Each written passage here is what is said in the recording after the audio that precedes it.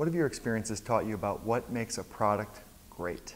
The number one thing for a great product is knowing that it's never done and that there's constant iteration that needs to occur. So for instance, the interview is actually an iteration of the Career Change Challenge. 101 Things to Do Before You Graduate is an iteration of what I experienced on the Route 66 tour. But the only way you can iterate properly, because you can constantly iterate, but the only way you can iterate properly is by listening very carefully to the people who are using your product on a daily basis and seeing how they're using it and what issues that they're having in order to make it constantly better. So there's constant improvement in regards to a product development.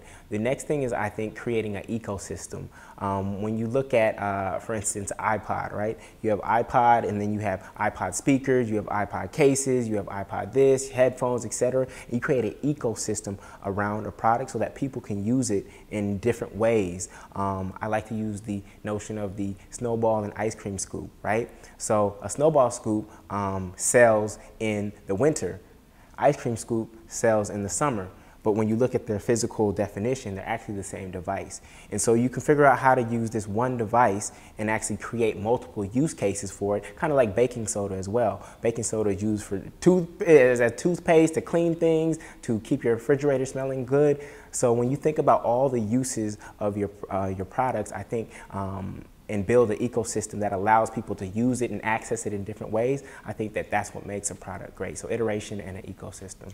Give me an example of how an ecosystem works for one of your products.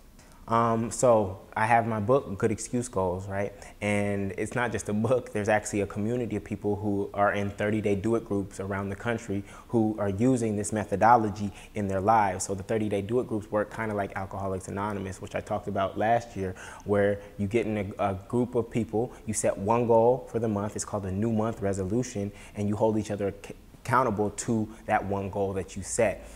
So that's an ecosystem that's built as another layer beyond just the book, right? The interview is not just a book, there's also videos, and at Indiana University and at Cornell, there's actually a class that I come and help teach in order to deliver that curriculum. So it's constantly layering on value to the base product, which is the book or the formula. But you know, a lot of people write books, self-help books, but what's the next layer? What do people need after they've read and digested the information that's going to support them to actually integrate those insights into their lives on a daily basis? So constantly layering, which is the iterative process, and then ultimately once you continue to iterate, that creates an ecosystem of other things to use.